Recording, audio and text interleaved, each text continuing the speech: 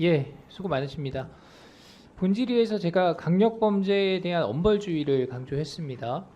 누군가를 잔혹하게 살해한 자들이 술에 취했었다, 정신병력이 있다 이런 얘기들로 법망을 피해가려고 합니다. 감형 요소를 사전에 인지해서 악용하는 것이죠. 아무한테나 흉기 휘둘러가지고 죽거나 다치게 한 자들이 사형을 피해서 무기징역을 받고 20년이 지나서 가석방이 가능하게 되면 다시 사회로 나와서 거리를 활보하는 사례가 너무나 많습니다. 아까 언급드렸던 그 살인범에 대해서는 본인이 이미 여러 명을 살해하고 30년을 복역한 뒤에 다시 사회에 나와서 또다시 살인을 저질러 놓고서 법정에서 시원하게 사형 집행 내려달라 법관과 검사들을 모욕했습니다. 그런 자에게도 항소심 재판에서 감형이 돼서 무기징역을 받았다? 이것은 국민 법 감정에 부합하지 않을 뿐만 아니라 굉장히 우리 사회를 불안하게 만드는 요인이 될 수 있다는 점을 다시 한번 강조드립니다. 아까 처장님 말씀을 들어보면 이 사건에 따라서 사실관계와 법리 적용이 다르기 때문에 이 특정해서 말씀하기는 어렵다 이렇게 의견을 주셨고요. 지당하신 말씀입니다. 그 뉴스에 보도되는 단편적인 내용들만 보고 그런 것들을 판단하기는 어렵습니다. 우리가 경계해야 될 것이죠. 그런데 제가 강조드리고 싶은 것은 2016년도 이후에 최종심 사형 선고가 단 한 번도 없이 뚜렷한 경향성을 보이고 있습니다. 인권단체나 국제 기구의 권고도 중요한데 대한민국의 현행 법령과 국민안전보다 우선시될 수는 없다는 의견을 드립니다.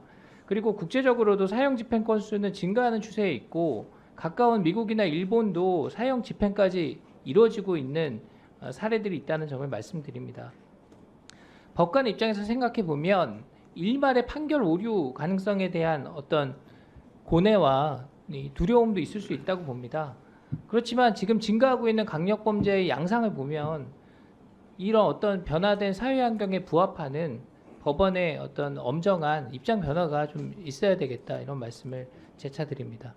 자, 엄벌주의 필요성 뒷받침하는 다른 통계들도 좀 보겠습니다. 최근 몇 년 동안 강간, 추행, 성범죄 계속 증가하고 있습니다.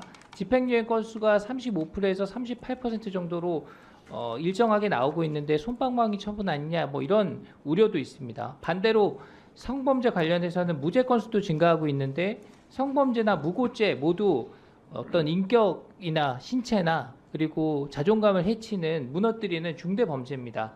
이런 증가세를 꺾기 위한 단호한 판결이 필요하다고 생각을 합니다. 소년범죄 한번 짚어보겠습니다. 소년범죄도 매년 증가하고 있고 범행 수법도 날로 흉악해지고 있습니다. 최근 3년 동안 형사책임이 있는 만 14세에서 19세 미만 그 범죄 소년이 약 30% 증가했습니다. 재범률도 28% 정도 됩니다.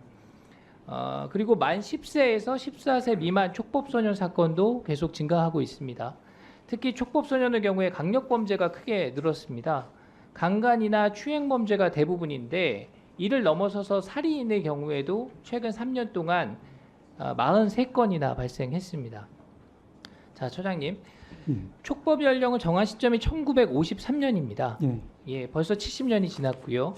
사회적인 성숙도와 사물 변별 능력 이런 것들이 당시에 비해서 월등히 높아졌고 국제기구에서도 이러한 점을 인정하고 있는 추세다 이런 리포트가 있는데 여기에 대해서 동의하십니까? 그런 사실을 알고 있습니다. 네. 촉법소년 범죄의 절반 이상이 촉법 경계선 만 13세의 소년들에게서 일어납니다. 알고 계시죠? 예. 그렇기 때문에 저는 결과적으로 촉법 연령을 하향하거나 아니면 촉법소년이 특정 강력범죄를 저지르는 경우에 한해서 소년부 보호사건 대신에 형사사건으로 처리하는 방식으로 처벌을 좀 강화하는 그런 논의를 할 때가 됐다 이렇게 생각을 합니다. 또 하나 강조해야 될 점이 소년범죄야말로 교화와 재발 방지 노력이 더 중요하기 때문에 우리가 처벌을 강화하면서 동시에 소년원 학교에 대한 지원도 강화해야 된다. 제가 이런 취지들을 담은 법안들을 제출해 놓은 것이 있습니다. 기회가 될 때 한번 검토해 보시고 좀 법원도 관심 가져주시길 당부드립니다. 예, 말씀하신 것처럼 이제 촉법 소년에 대한 어떤 연령 변경 문제라든지 이런 부분에 대해서는 현재 그 큰 논의의 어떤 대상이 되고 있는 것 같습니다.